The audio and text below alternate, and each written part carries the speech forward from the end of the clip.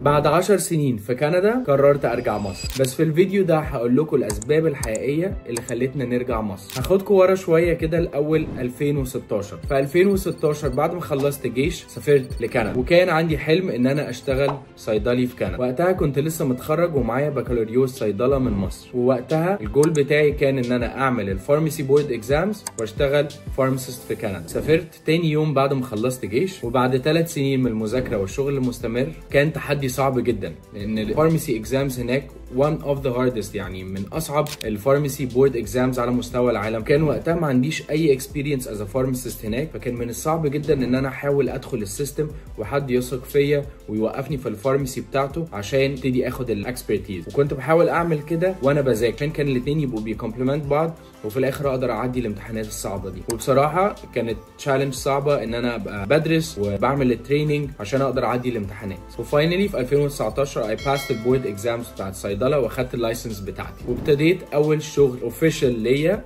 في شوبرز دراج مارت، ودي واحده من الفارماسي تشينز الكبيره في كندا. وساعتها كنت حاسس ان انا يعني وصلت لحاجه كبيره جدا، خلاص يعني اي اتشيف ذا دريم. بس بصراحه اللي ما كنتش متوقعه هو الهارد تروث اللي قابلتني بعد كده. مع ان الشغل كان لذيذ جدا وانا كنت بحب الفارماسي، هاويفر كان لسه بيبقى ستريسفul، والشغل الرياليتي كانت مختلفه جدا عن التوقعات. كان في لونج اورز، كان شويه ستريسفul، لان هناك في كندا معظم البيزنسز بيحبوا يوبريت على المينيمال ستاف، هو بس وان فارماسيست لصيدليه كبيره جدا. وساعتها كنت طبعا لسه بادي ومتحمس وعايز اعمل فلوس كتير، كنت عمال اخد شيفتس ليفت اند رايت واحاول اعمل فلوس اكتر واكتر. وبعدين كوفيد دخلت علينا، ومع دخول كوفيد ابتديت رحلتي كصيدلي في واحده من اكبر المستشفيات في كندا از فاكسينيشن فارماسيست. برضه كنت شغال اورز من الصبح بدري خالص، ساعات توصل من الساعه 6 للساعه 12 بالليل، وكنا بنروح كوركشن فاسيلتيز اللي هم مراكز الاصلاح وبتدي فاكسين للمساجين. كان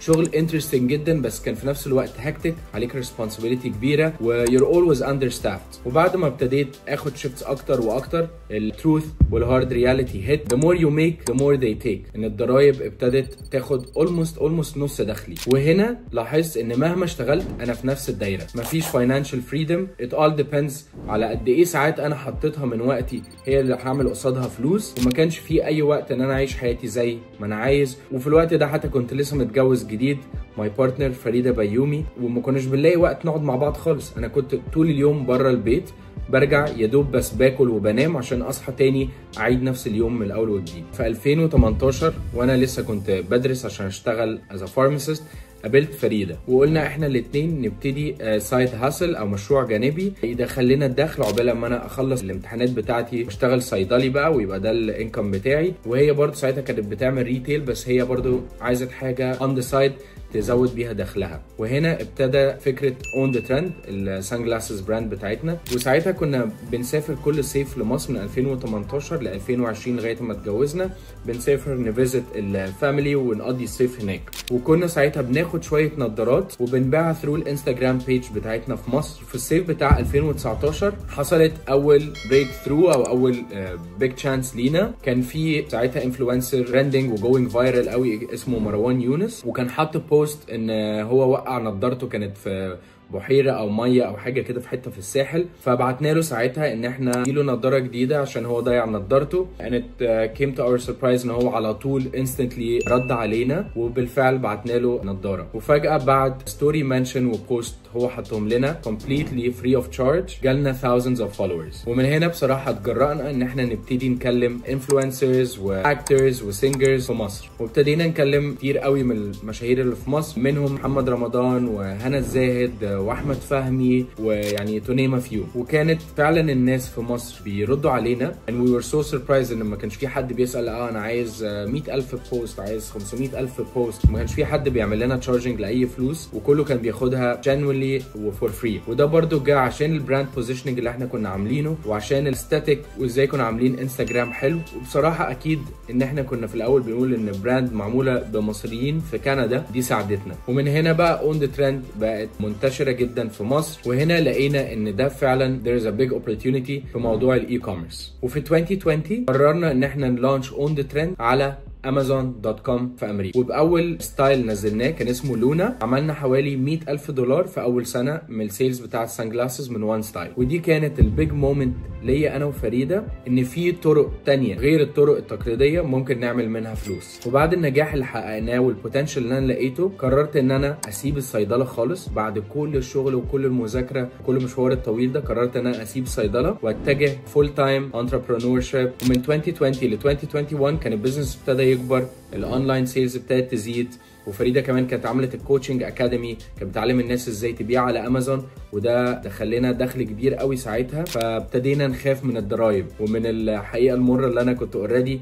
اي اكسبيرينس بشتغل صيدلي. فقلنا طب يلا نلم حاجتنا ونطلع على دبي، هناك مش هندفع ضرايب. وبالفعل في 2021 طلعنا على دبي وفتحنا شركه هناك وجبنا بيت، وقلنا هنلانش البراند بتاعتنا تاني من دبي في الميدل ايست. بعد few months في دبي it didn't feel like home، وفريده كانت تعبت شويه، فحسيت ان هيلث كير هناك في كندا كان احسن، وقررنا نرجع كندا مره تانية في اقل من سنه. فاحنا في الاول سيبنا كندا في 2021 ورحنا دبي، بعدين رجعنا من دبي على كندا مره تانية. وفي الوقت ده بصراحه كنا بنرن البيزنسز، بس اكتر حاجه كنا مركزين عليها كان FBA اكاديمي والكوتشنج بزنس، هو اللي كان محقق اكبر نجاح معانا. وساعات كانت فريده رانينج ذا فرونت اند الكونتنت، وبتعمل كل السوشيال ميديا لFBA اكاديمي، وصورت طبعا الكورس وبتعمل ابديتنج للكورس، وانا كنت بران كل الباك اند من ايميل ماركتنج، سيلز تيم، ميديا باينج، كل الحاجات دي انا كنت بران الباك اند بتاعنا. وبالرغم كل ده والنجاحات والبيزنس اللي عملناها، وكانت ساعتها الاكاديمي بتكبر قوي، وكان عندنا حوالي اكتر من 2000 ستودنت وورلد وايد، كنا لسه بنشوف ان في مشاكل بتزيد في كندا. الضرايب كانت بتزيد، الازمه الاقتصاديه بتاعت كندا كانت بتزيد. انا لما رحت في الاول مره اروح كندا في 2012 الدولار الكندي كان قد الدولار الامريكاني، دلوقتي الدولار الامريكاني واصل 1.41، يعني اولموست مره ونص. ما كناش حاسين ان احنا بناخد كواليتي على قد ما احنا بندفع. وكان في حاجه مهمه جدا حصلت في حياتي انا وفريده، وان الحمد لله ربنا رزقنا بزيدان ابننا،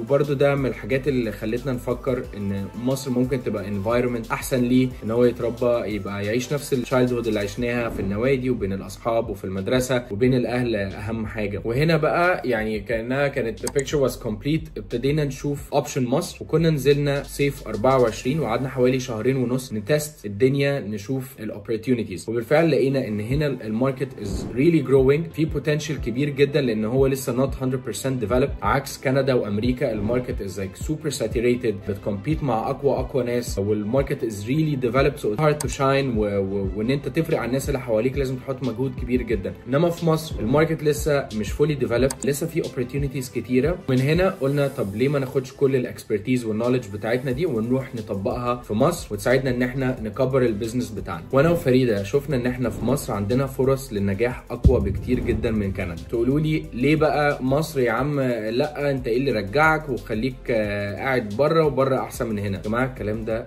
بجد مش حقيقي. اولا كل الناس اللي بتشوفوها عايشين بره دول they're operating on high debt, they don't own their stuff، يعني هم ما بيمتلكوش اي حاجه من اللي انتوا شايفينها في الفيديوز وفي الافلام او في الناس في الستوريز او في الانستجرام او في وات ايفر بتشوفوها فين. اولا البيت انت بتاخده بمورجج، فالبيت ده انت مش بتدفع ثمنه كامل، فالبنك هو اللي بيمتلك البيت بتاعك. العربيه بتاخدها ليس او فاينانس، لسه برضو البنك هو اللي بيمتلك العربيه بتاعتك. ده حتى التليفون الناس مش بتدفعوا كاش وبياخدوه برضو بالتقسيط او بياخدوه برضو زي ليس او فاينانسنج، وشركه التليفون او برضو البنك هو اللي بيمتلك التليفون بتاعك. دي بس بعض الاسباب. وقررنا ان في مصر عندنا فرص اقوى كتير جدا للنجاح اكتر من كندا. هتقولوا لي ليه؟ اول واحد ممكن نهاير عماله كواليفايد وارخص بكتير من كندا. تاني حاجه الاهل والاصحاب والعلاقات اللي عندنا هنا دي تساعدنا ان احنا تبقى كاتاليست للبيزنس بتاعنا او تسرع النجاح بتاعنا في البيزنس. دي حاجه ما كانتش عندنا هناك، وان انت هناك كنت لازم تحط افورت بزياده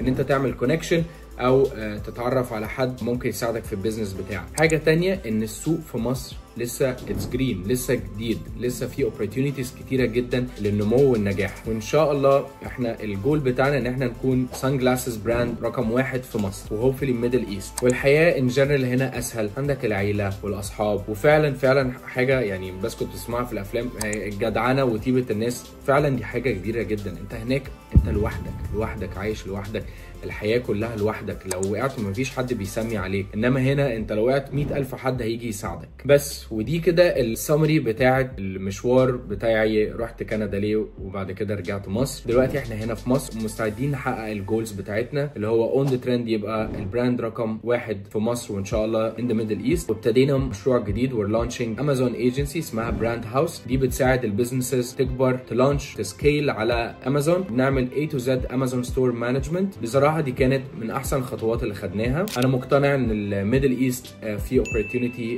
كبيره جدا. the market is booming. في فلوس يا جماعه كتير قوي تتعمل في بلادنا. وبجد بجد لو انت عايز تبتدي مشروع ده احسن وقت الواحد يبتدي فيه المشاريع. وعايز اعرف كده برضو رايكم بعد ما انتوا سمعتوا القصه دي. لو عندكم فرصه ان انت تبتدوا البيزنس بتاعكم هتعملها ولا هتفضل في الشغلانه المضمونه؟ قولوا لي كده في الكومنتس، عايز اعرف هتعملوا ايه. اشوفكم في فيديو جديد وستي تيوند.